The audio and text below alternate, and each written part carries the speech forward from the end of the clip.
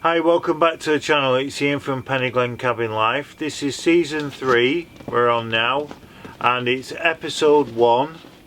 I've tried to think of a good topic, and what I was thinking was we could talk about, do you do your own thing in life and stand out, or do you do the norm and just fit in?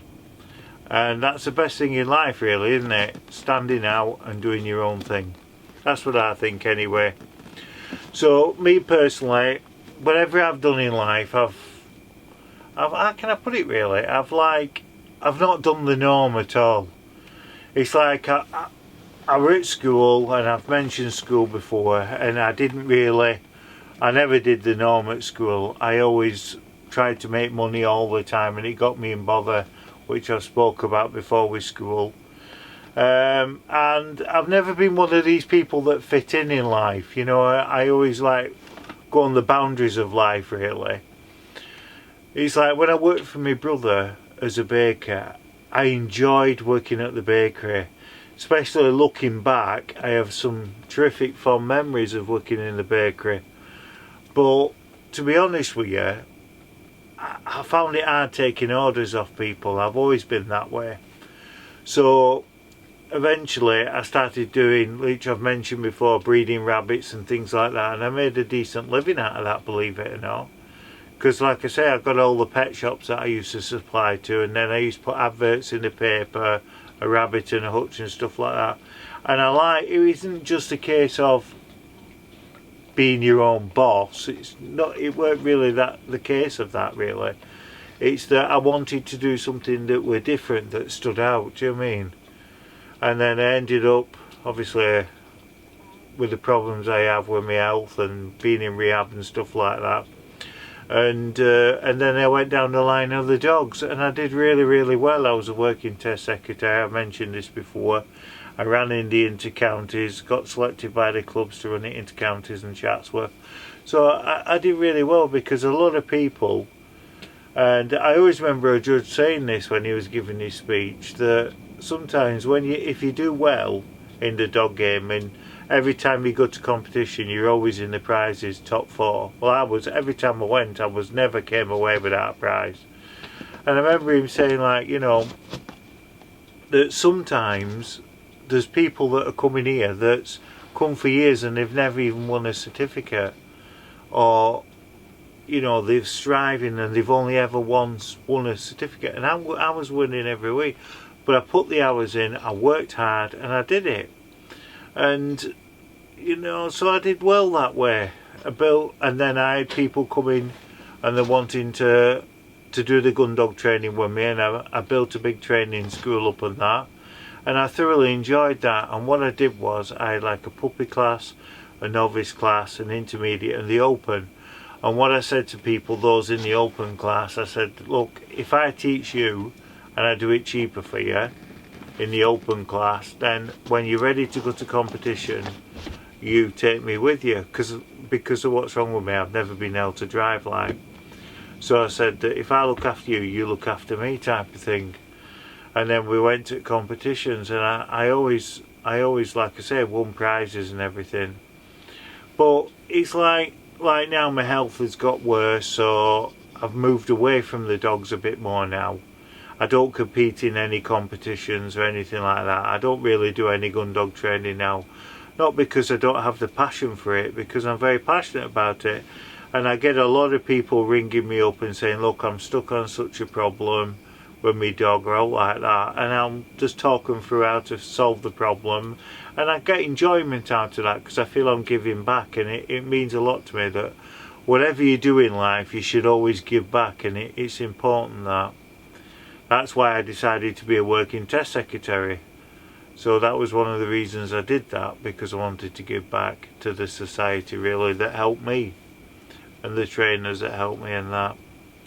And yeah, so like I say, I moved over to YouTube now, and I thoroughly enjoy it. I really enjoy it, and it's coming up for 12 months now that I've been a YouTuber, and I'm very proud that I got over the finish line of over 4,000 watch time hours and 1,000 subscribers. And I'm really chuffed. But like I say, I've put the hours in. I've done a lot of videos. I've done, I think it's something like 180 videos I've done, which is a lot really for a 12-month period. But like I say, I've always said it, I enjoy it. I enjoy doing it all. I enjoy sitting here and thinking about what to talk about, topics and that. And you know, I want to push this with YouTube as far as it'll go, I really do. And I'll always put the time in, I'll always put the hours in, and I hope you that watch the videos enjoy them. And I talk a bit about my life and things I've done in my life. But I always say to people that, how can I put this really? Sometimes it's not always the best thing in life to play it safe. And there's a lot of people out there, especially at the moment with this pandemic, that are worried about their jobs and everything like that and family security. I really do understand that. But a lot of those people will be under a lot more stress and a lot more pressure at work because they'll always have that fear that they could lose their jobs. And the kind of stress and pressure people will be under now it isn't fair within society, because they will get ill. They'll end up with breakdowns with the stress of it all, and heart attacks and strokes and stuff like that with the pressure and stress. But I've always been an advocate that if you can get out of the mainstream life, you can live in the countryside. It's a totally different way of life. You see, when I was younger, I was brought up in Bolton, Lancashire. And I was brought up in a nice area called Heaton. I was lucky I was brought up there.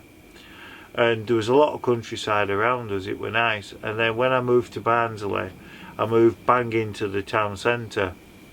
And it was so built up, and even now looking back, it's nothing compared to what some of these towns and cities are like. And it was really, really built up, and I felt closed in. I know when I moved there, I really felt that way. And you kind of, I always think that people get conditioned to living like that, and they don't think any different or anything strange about that. But then when I moved up here, well, I moved to Peniglen, then I moved up here, especially up here where there's all this countryside around me, and you know, it's just under well, it's bang on really, 3/4 mile to my nearest neighbour. And like I said, there's a road not far from me, just across there. But you get no traffic. You get no traffic at all on that road. You might get 2 or 3 cars a day, that's it, because we live on the quiet end of that road. And you know, it's nice. I enjoy it being quiet. And it's good for me with my illness as well, because there's no stress or pressures or anything. I know I've done other videos recently saying that I had a bit of a flood and things like that, and to me that's stress, you know what I mean? So, but I'm still struggling to get my carpet to dry out, but it will do eventually. I've got the fire on all the time, I've got my wood in for winter, I've got all the coal in now, so yeah, so I feel better. I've took it easy this last 3 or 4 days, and I've just had a lot of rest, and I feel better in myself, because I was feeling that I was getting a bit of a burnout really with everything I've been doing lately. I'm really looking forward to the spring and summer coming, where it's better weather. I want to get out, there's so much work I want to do outside, and I want to get this extension done. I want to get it all done, plumbed in, everything. And I really am looking forward to it. And then when I've done the extension, I want to do the pantry at the side.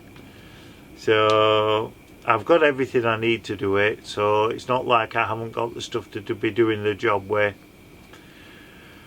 So that's about it really. So I know I've had a natural way like I normally do in a rant, but you know, that's about it for today really. But before I go, I'm going to tell you a joke. Are you ready? Are you ready? The wife came to see me the other day. She said to me, "Do you fancy watching telly?" I says, aye, alright then. So we sat here in cabin, and she put wrestling on. She said, "Do you know something, Ian? Why have we never wrestled?" And I said, "To be honest with you, love," I says, if we wrestled, then either you'll get on top of me or I'll get on top of you, but either way I lose. So that's that. I'll tell you another one. Are you ready? Are you ready? The wife says to me the other day, she says, Ian, do you truly love me? I says, Trace, I put my hand on my heart and I swear on your mother's life, I love you, Trace. So that's my favourite one, that. So right, well listen, you stay safe, stay well, and I'll see you again next time down at the cabin. And remember, if you're new to the channel and you enjoy it, press the subscribe button, ring the bell, and I'll see you next time down at the cabin. And remember, don't ever forget, dinky-doo.